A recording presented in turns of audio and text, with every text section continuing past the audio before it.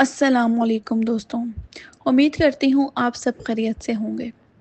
ہر گھر میں محبت ہوتی ہے، لیکن کچھ گھروں میں لالچ اور دھوکہ محبت کو کھا جاتا ہے۔ یہ کہانی ہے ایک بہن کی جو معصوم تھی اور ایک بھائی جو جائیداد کے لالچ میں شیطان بن گیا۔ ایک ایسی بہن جس کا سپنا شادی کے دن ٹوٹ کر زمین پر بکھر گیا، اور ایک ایسا بھائی جس کا راز پورے گاؤں کے سامنے کھل گیا۔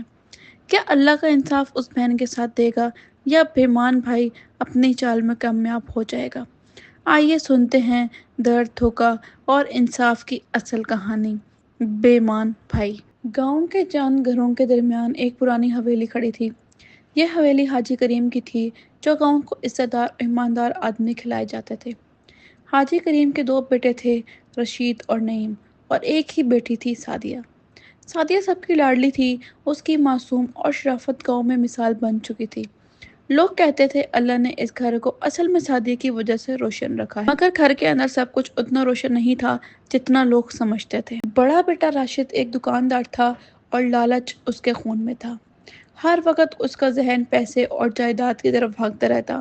وہ اکثر اپنے دوست کو کہتا، بھائی، جائیداد ہی اصلی طاقت ہے، عورت، محبت، رشتے، یہ سب بیکار کی باتیں ہیں۔ جس کے پاس پیسہ ہے اسی کے پاس سب کچھ ہے۔ اسی کے الٹ نعیم بہت سیدھا اور شریف تھا۔ اس نے ہمیشہ اپنی بہن اور ماں باپ کا خیال رکھا۔ نعیم اپنی بہن سعدیہ سے کہتا، بہن، تجھے جو کچھ چاہیے میں اس کے لیے اپنی جان بھی دے دوں گا۔ سعدیہ مسکرا کر کہتی، بھائی، تم میری دعاؤں کا نتیجہ ہو، جب تک تم میرے ساتھ ہو مجھے کسی چیز کا غم نہیں۔ مگر یہ محبت اور معصومیت ایک دن ایک بڑا طوفان کا شکار ہونے والی تھی۔ ایک دن گاؤں کے ایک عزت دار خاندان کا لڑکا احمد سعدیہ کے لیے رشتہ لے کر آیا۔ احمد نے سعدیہ کو ایک اسکول فنکشن میں دیکھا تھا اور اس کی معصومی پر فدا ہو گیا تھا۔ حاجی کریم نے خوشی خوشی رشتہ قبول کر لیا۔ نعیم بھی بہت خوش تھا، لیکن رشید کے چہرے پر اندھیرا چھا گیا۔ رشید نے اپنے دل میں سوچا، یہ شادی ہوئی تو جائیداد کا حصہ کم ہو جائے گا، سعدیہ اپنا حق لے لے گی، اور احمد جیسے لوگ ہمیشہ طاقتور ہو جاتے ہیں۔ نہیں، میں ایسا نہیں ہونے دوں گا۔ اس دن سے راشد کے ذہن میں ایک خطرناک پلان چلنے لگا۔ شادی کی تیاریاں شروع ہو گئیں۔ گھر میں مہندی کی خوشبو، رنگ برنگی روشنی اور خوشیاں دکھ رہی تھیں، لیکن راشد کے دل میں جلن اور نفرت کی آگ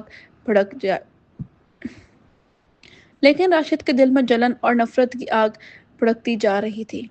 ایک رات وہ اپنے کمرے میں اکیلا بیٹھا تھا۔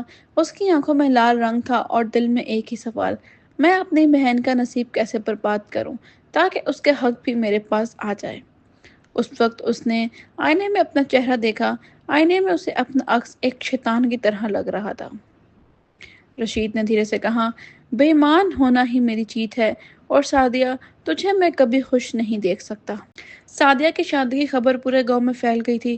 ہر طرف سے مبارکباد مل رہی تھی، گھر میں ڈھول بج رہے تھے، مہندی کے گیت گائے جا رہے تھے، اور حاجی کریم کی آنکھوں میں خوشی کے آنسو چمک رہے تھے۔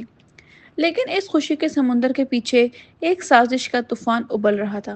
راشد اپنے دوست جاوید کے ساتھ بیٹھ کر شراب پی رہا تھا۔ اس نے غصے میں پیمان باندھتے ہوئے کہا، جاوید، اگر سعدیہ کی شادی احمد سے ہو گئی تو میرا سب کچھ ختم ہو جائے گا۔ مجھے کوئی رستہ نکالنا ہوگا جس سے یہ شادی ٹوٹ جائے۔ جاوید نے ہنس کر کہا، ارے بھائی، تجھے کیا مسئلہ ہے؟ بہن کی شادی ہو رہی ہے، خوشی منا۔ راشد کی آنکھوں میں جلن چمک اٹھی، خوشی؟ یہ شادی میرے خلاف سازش ہے۔ اگر سعدیہ اپنا جائیداد کا حصہ احمد کے گھر لے گئی تو میں برباد ہو جاؤں گا۔ مجھے اس کا کچھ کرنا ہوگا، اور مجھے ایک ایسا پلان چاہیے جو سعدیہ کی عزت بھی ختم کر دے۔ جاوید خاموش ہو گیا، مگر اس کے چہرے پر بھی ایک مکار مسکان آئی۔ اس درمیان سعدیہ اپنی ماں کے ساتھ شادی کے کپڑوں کا انتخاب کر رہی تھی۔ اس کے چہرے پر ایک معصوم مسکان تھی۔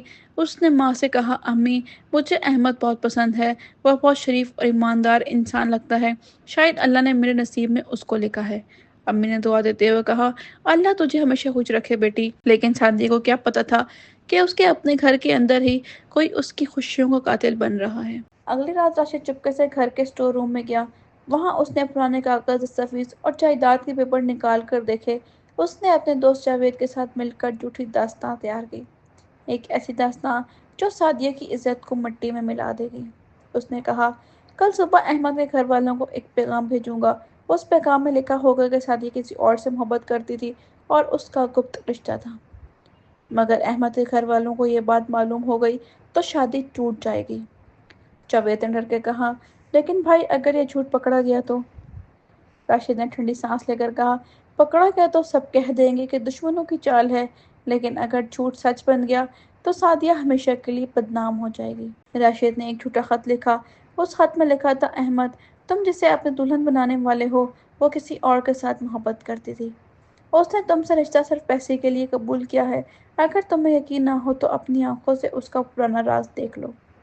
اس نے یہ خط رات کو احمد کے گھر کے دروازے پر ڈال دیا۔ اگلی صبح احمد نے جواب وہ خط دیکھا تو اس کا چہرہ پیلا پڑ گیا۔ اس کی ماں بھی پریشان ہو گئی۔ ماں نے کہا، بیٹا، شادی سے پہلے اس بات کی سچائی ضرور جانچ لینا، عزت کا مسئلہ ہے۔ احمد خاموش ہو گیا۔ اس کی آنکھوں میں شک کی چنگاری جل اٹھی تھی۔ گاؤں کے کونے کونے میں روشنیاں جگمگا رہی تھیں۔ ڈھول، شنائی اور گیت کی آواز نے ہوا کو رنگین کر دیا تھا۔ سعدیہ اپنی دلہن کے لباس میں آئینے کے سامنے بیٹھی تھی، آنکھوں میں سپنے، دل میں ایک عجیب سی گھبراہٹ۔ اس نے دھیرے سے اپنی ماں کا ہاتھ تھاما۔ امی، آج میں اپنی نئی زندگی کی طرف جا رہی ہوں، دعا کیجیے سب اچھا ہو۔ ماں نے آنسو بھری مسکان کے ساتھ کہا، بیٹی، اللہ تجھے ہمیشہ خوش رکھے، آج میرے گھر کا سب سے بڑا دن ہے۔ مگر اس وقت کسی کو یہ خبر نہیں تھی کہ اس گھر پر ایک بڑا طوفان ٹوٹنے والا ہے۔ شادی سے پہلے احمد چپ چاپ راشد سے ملا۔ اس نے خط کا ذکر کیا۔ احمد نے غصے میں کہا۔ راشد نے معصوم چہرہ بنا کر کہا، بھائی، میں بہن کا بھائی ہوں، آپ کو جھوٹ کیوں بولوں گا؟ لیکن میں چپ بھی نہیں رہ سکتا۔ حقیقت یہ ہے کہ سعدیہ ایک وقت کسی اور سے محبت کرتی تھی۔ میں نے اپنی عزت کے لیے کبھی اس بات کو سامنے نہیں آنے دیا۔ احمد کا چہرہ سفید پڑ گیا۔ اس کے دل میں شک کا زہر کھل چکا تھا۔ شادی کا جلسہ شروع ہوا۔ محفل میں لوگ ناچ رہے تھے، مٹھائیاں بن رہی تھیں اور سعدیہ مہندی کے رنگ میں سج کر سب کی نظروں کا مرکز بنی ہوئی تھی۔ لیکن اسی دوران راشد نے اپنی آخری وار کیا۔ اس نے ایک اور خط لکھا، اس دفعہ احمد کے دوست کو دیا، جس میں لکھا تھا، اگر تمہیں یقین چاہیے تو شادی کے وقت سعدیہ کو پرانا عاشق دروازے پر آئے گا اور سب کے سامنے اس کا راز کھول دے گا۔ جب یہ پیغام احمد تک پہنچا تو اس کا دل ٹوٹ گیا۔ اس نے اپنی ماں سے کہا، ماں، میں ایسی لڑکی کو گھر نہیں لا سکتا جس کا پاسٹ اتنا کالا ہو۔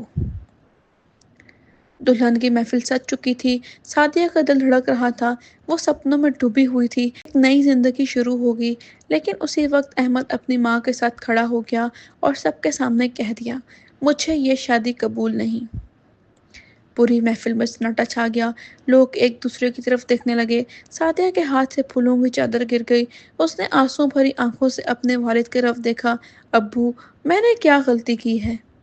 حاجی کریم کا دل ٹوٹ گیا۔ ان کے سر پر بجلی گر گئی۔ تعین نے غصے میں احمد کا کالر پکڑ لیا۔ تم میری بہن کو بدنام کر رہے ہو؟ بیٹا، تجھے یہ جھوٹی بات کس نے کہی؟ احمد نے کہا، مجھے سب ثبوت مل چکے ہیں، تمہاری بہن معصوم نہیں ہے۔ سب لوگ سعدیہ کی طرف شک کی نظروں سے دیکھنے لگے۔ سعدیہ دھرتی پر گر گئی اور روتی ہوئی چلائی، اللہ کی قسم، میں بے قصور ہوں۔ اس شرافت کے ڈرامے کے پیچھے راشد چپکے سے محفل کے ایک کونے میں کھڑا تھا۔ اس کی آنکھوں میں خوشی چمک رہی تھی۔ اس نے دل میں کہا، کام ہو گیا۔ اب سعدیہ کی عزت مٹی میں مل گئی۔ نہ جائیداد کا حصہ ملے گا، نہ شادی ہوگی، اب سب کچھ میرا ہے۔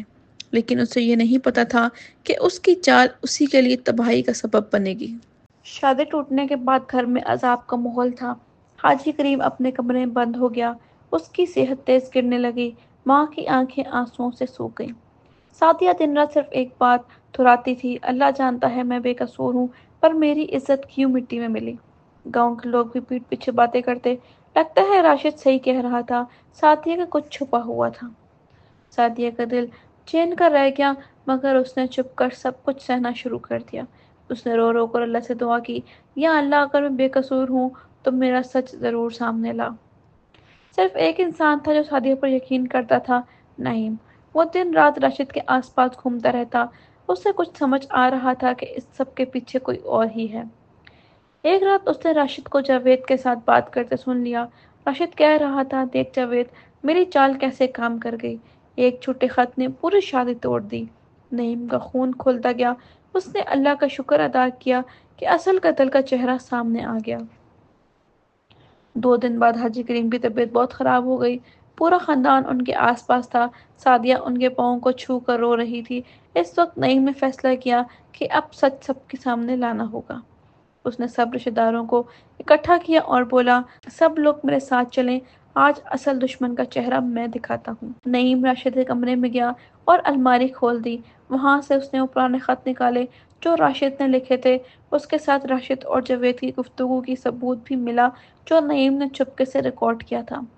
नईम ने सबके सामने चिल्लाकर कहा, ये है असल दुश्मन, ये मेरा अपना भाई राशिद है जिसने जायदाद के लालच में बहन की इज्जत मिट्टी में मिला दी। सब लोग सुनकर होशो हवास खो बैठे। माँ बेहोश हो गई, सादिया आंसुओं में डूब गई। हाजी करीम ने रोती हुई आवाज में कहा, राशिद, मैंने तुझे हमेशा अपना फर्जंद बनाया, तुझे सर उठाकर चलना सिखाया, तूने ही अपनी बहन की जिंदगी बर्बाद कर दी।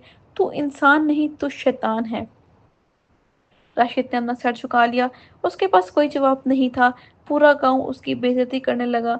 लोग कहने लगे, जिसने अपनी बहन को बर्बाद किया वो दुनिया में कभी कामयाब नहीं होगा।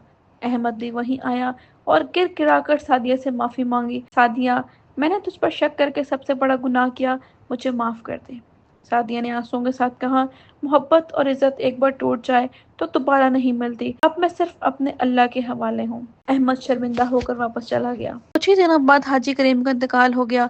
नईम ने बहन का साथ दिया और उसके हक की जायदाद उसके नाम कर दी। सादिया ने जिंदगी इबादत और खिदमत में गुजार दी और राशिद वो गांव में अकेला और जलील हो गया। कोई उससे बात नहीं करता था। हर शख्स उसे कहता, बेईमान भाई का अंजाम हमेशा जिल्लत होता है। सादिया रात को रोती थी मगर उसका दिल कहता था, अल्लाह का इंसाफ सबसे बड़ा इंसाफ है और जो जुल्म करता है वो अपने अंजाम से बच नहीं सकता। एक बहन का सब्र, एक भाई का लालच और अल्लाह के इंसाफ का दर्दनाक हिस्सा।